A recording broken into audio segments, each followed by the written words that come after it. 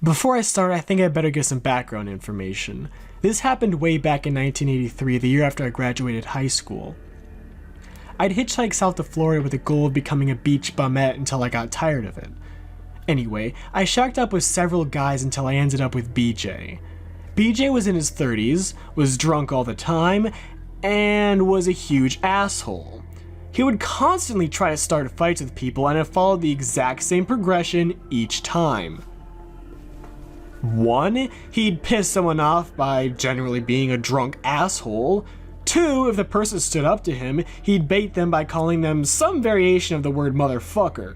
Fat motherfucker, skinny motherfucker, ugly motherfucker, insert racial slur here, motherfucker, etc. 3. He'd tell them that they didn't want to get hurt, or they didn't know who they were messing with. And 4. He'd call their penis, little wee-wee. He did this literally every day I was with him, sometimes more than once. No one ever rose to his bait though, they all just walked away without a word, except some of them called him out for being a drunk, but I guess he thought he was intimidating, even though he was only about 5'7" and didn't have big muscles or look tough in any way. He just looked like a guy who was drunk all the time. He also hadn't been in the military or anything that I knew of to get the training or expertise, so I never knew why he thought he could win any of the fights he tried to start. You might be asking why I ever hooked up with this guy. Well, looking back, I don't know. He was nice at first until he had me. Then he showed his true colors. I could have left then, so why didn't I? All I can figure is that he let me stay at his house and gave me alcohol, so that was good enough.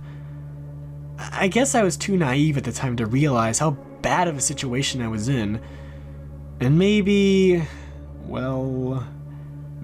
I was arrogant. Maybe I needed to prove to myself that a man like that couldn't get the better of me. Maybe I was just a stupid teenager. Now that you know the particulars of my situation, this is the story. After a while, I decided I was tired of Florida and it was time to go home.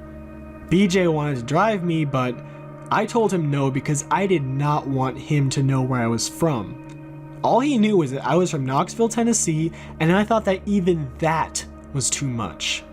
I was going to take the bus and had managed to scrape up just enough money for a ticket. BJ didn't like that, but what could he do?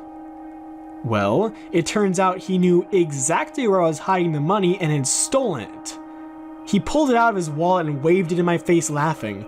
He left to go buy booze with my money and I just laid on the couch crying. He got back late in the evening with several cases of beer and some bottles of Jack for the road trip. Feeling like I didn't have a choice now, I let BJ drive us in his old Nova. It actually did have cool paint with one of those flame jobs people used to do all the time. He talked about the thing like it was some awesome muscle car, but it wasn't. I'm not even sure it was a V8. I remember it didn't sound like one. I know for sure the power steering didn't work because he told me it ran out of fluid and he was so drunk when he tried to fix it, he filled the reservoir with beer and ruined the whole steering system. BJ thought that was hilarious. Anyway, we left a little before dark and he drank non-stop from the moment we left his house. He'd finish a beer, toss the bottle out the window, and then tell me to grab another one from one of the cases in the back. Sparingly at first, and then between every single beer, he gulped from his whiskey bottle. It was pretty heavy drinking even for him. After a couple hours, he was so drunk that his eyeballs weren't even pointing in the same direction. Keep in mind the bastard was driving, and fast. I begged him to pull over or he was going to kill us. He told me no. The only way he'd stop was if I agreed to go back to his house. Otherwise, he was going non-stop to my parents' front door. He couldn't wait to meet my parents and show them just what kind of man their little girl was with. It was too much for me. I couldn't believe I'd ever taken up with this man and gotten myself in this situation. It was late, I was tired, I was scared and crying, and I genuinely felt like a little girl who was just lost and needed their mommy and daddy. It was too much for me and I fell asleep.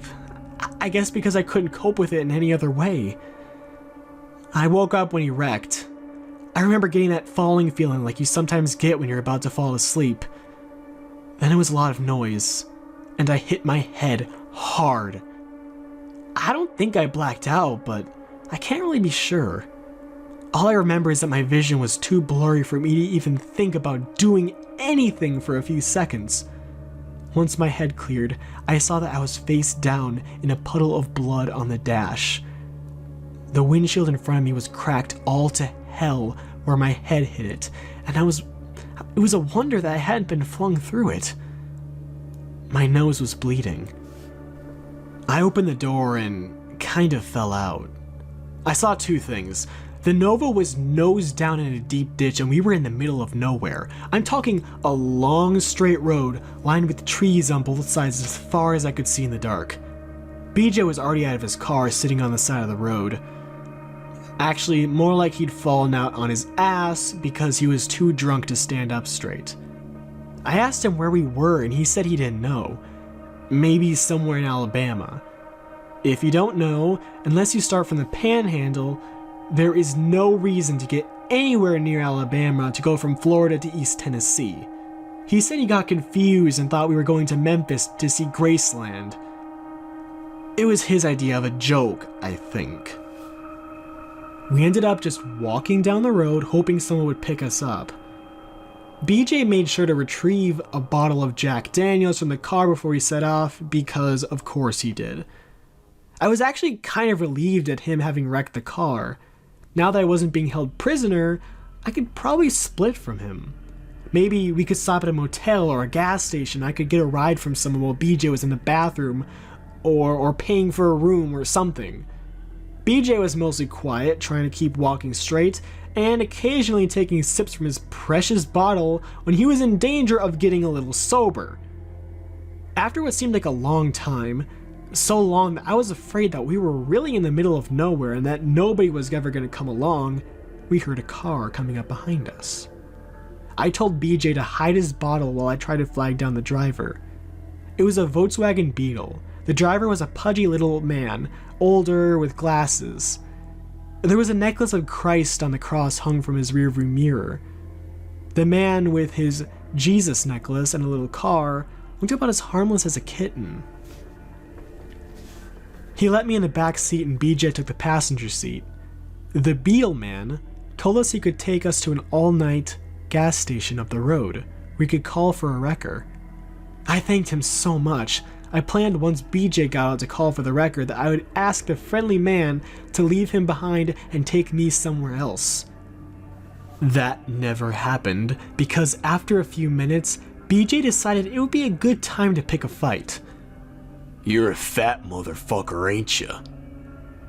My jaw just about dropped off. I could not believe he was doing that. We had been walking for at least an hour, and we hadn't been in the car for about 5 or 10 minutes, and he was going to get us thrown right back out on the road. What? What? The Beetle man asked. BJ leaned right over into his face and shouted, I said you're a fat motherfucker! The Beetle man calmly pulled over to the side of the road and turned off his car. You're drunk, he said. I saw your car in the ditch and I figured you were drunk.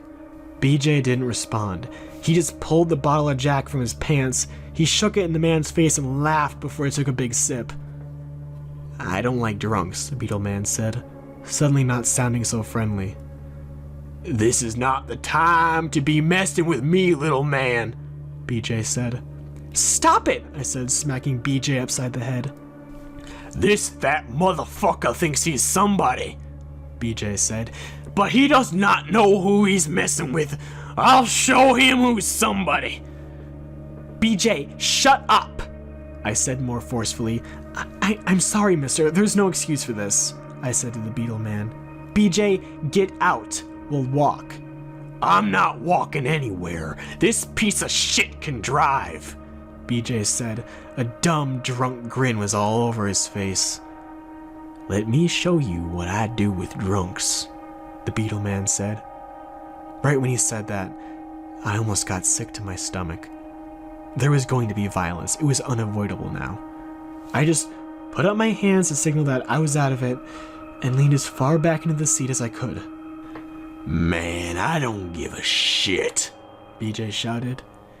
"You don't want to get hurt tonight, so you better shut up and drive."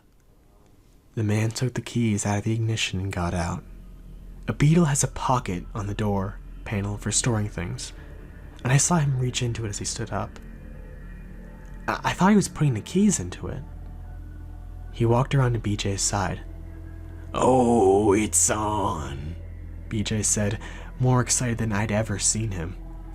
He fumbled the door open and stood up, still holding the bottle. I was hoping he was so drunk that he wouldn't be able to fight. I didn't think BJ was very tough, but the Beetle Man was a little shorter, fatter, and older. I was afraid he'd get hurt. BJ would probably club him in the head with the bottle. Instead of fighting, the Beetle Man pointed a gun right at BJ. That must have been when he reached in the door pocket for. Now, I don't know anything about guns, so all I can say is that it was a big revolver. It looked huge to me at the moment. BJ was startled, but unbelievably, he kept trying to play it tough. "Man, you better put that away before you shoot off your little wee-wee," he said. "Get on the ground," the man shouted. BJ just laughed and started to lift the bottle up to his lips. The Beetle Man fired off a shot. It was incredibly loud. BJ's bottle exploded and he fell back against the car. I couldn't really see his face, but from his body language I could tell he was scared shitless. "Get on the ground or I'll kill you," the Beetle Man shouted. BJ clumsily got to his knees and put his hand behind his head. "You better be glad you got that gun or I'd..." BJ started. The man stepped forward and I thought that was it. He was going to put the gun to BJ's head and blow his brains out. Instead, the Beetle Man raised the gun high and slammed it against BJ's temple, so hard BJ's head bounced off the car body and then he fell. The Beetle Man climbed on top of him and started bashing his head with the revolver over and over. I didn't see much because I somehow got myself scrunched up in the tiny floor space between the front and back seat. All I saw was the gun rising up and going back down, and I heard the impacts. I thought BJ must be dead, but I heard him making noise. I think he was trying to say, "Please stop," or something. And then I heard 2 more gunshots, and then an awful noise like halfway between someone choking and snoring.